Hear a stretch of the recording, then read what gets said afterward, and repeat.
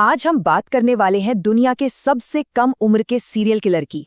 एक ऐसी कहानी जो बिहार के एक छोटे से गांव से शुरू हुई, लेकिन आज भी लोगों के दिलों में एक अजीब सा डर पैदा कर देती है।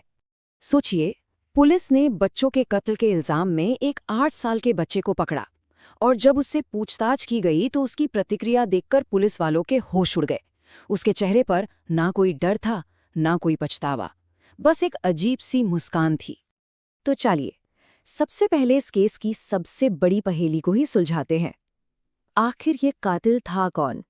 इसका नाम था अमरजीत सदा और उम्र महज 7 से 8 साल। मतलब बाहर से देखने में तो वो बिल्कुल एक आम बच्चे जैसा था, लेकिन उसके अंदर एक बहुत ही खौफनाक सच छिपा हुआ था। सिर्फ 8 साल। सोचिए जरा, ये अमरजीत की उम्र थी जब उसे उसकी तीसरी हत्या के लिए गिरफ्तार किया गया। जिस उम्र में बच्चे खिलौनों से खेलते हैं, उस उम्र में वो एक कातिल बन चुका था। और ये सब हुआ भारत के बिहार के एक बहुत ही छोटे शान से गांव में। शायद इसी वजह से ये कहानी और भी ज्यादा चौंकाने वाली लगती है कि इतने शांत माहौल में इतना भयानक अपराध कैसे हो सकता है। अब सवाल ये उठता है कि वो करता क्या था, उसका तरीका क्या था। और जो बात सबसे ज्यादा डराती है वो ये है कि उसका तरीका हर बार हर कत्ल में बिल्कुल एक जैसा था। वो हर बार एक ही तरह से काम करता था। पहले किसी छोटे बच्चे को बहला फुसलाकर सुनसान खेतों में ले जाता, फिर पत्थर या ईंट से उसके सिर पर हमला करता था और तब तक मारता रहता था जब तक उसकी जान न चली जाए। और आखिर में लाश को वहीं मिट्टी और घास के नीचे दबा देता था और फिर ऐसे बर्ताव करता था जैसे कुछ हुआ ही नहीं। और उसकी शिकार कौन थे, ये जानकर शायद आपके भी रोंगटे खड़े हो जाएं। उसकी अपनी 6 साल की चचेरी बहन, उसकी खुद की 8 महीने की सगी बहन और पड़ोस में रहने वाली एक 6 महीने की बच्ची खुशबू।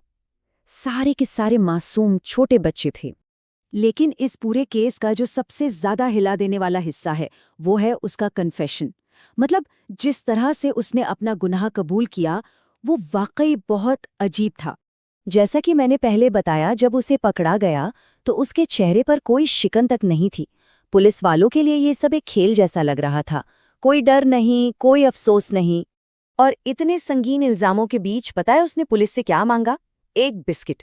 हाँ, बस एक पार्ले जी बिस्किट। ये बात उसकी दिमागी हालत के बारे में बहुत कुछ कहती है। और जैसे ही पुलिस ने उसे वो बिस्किट दिया, उसने बड़े आराम से बिना किसी झिझक के तीनों हत्याओं की बात मान ली। तो यहाँ सवाल ये उठता है कि एक बच्चा ऐसा कैसे कर सकता है? उसके अंदर भावनाएं क्यों नहीं थी? तो चलिए समझते हैं कि एक्सपर्ट्स यानी मनोवैज्ञानिकों का इस बारे में क्या कहना है। मनोवैज्ञानिक जांच से पता चला कि अमरजीत सैडिस्ट था। अब ये सैडिज्म होता क्या है? ये एक तरह का मानसिक विकार है जिसमें इंसान को दूसरों को तकलीफ देकर, दर्द पहुंचाकर मजा आता है, उसे संतुष्टि मिलती है। डॉक्टरों ने उसकी हालत को कंडक्ट डिसऑर्डर और चाइल्ड साइकोपैथी जैसी गंभीर बीमारियों से जोड़ा। अगर आसान भाषा में कहें तो उसका दिमाग शायद सही और गलत के बीच का फर्क समझ ही नहीं पा रहा था। उसे दर्द देने में खुशी मिलती थी। लेकिन इस कहानी का सबसे चौंकाने वाला पहलू शायद ये कत्ल नहीं, बल्कि इन कत्लों पर छाई खामोशी थी।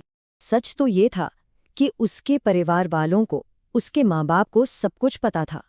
उन्हें ये मालूम था कि अमरजीत ने अपनी बहन और चचेरी बहन को मारा है। तो फिर उन्होंने पुलिस को क्यों नहीं बताया? बस समाज में बदनामी के डर से।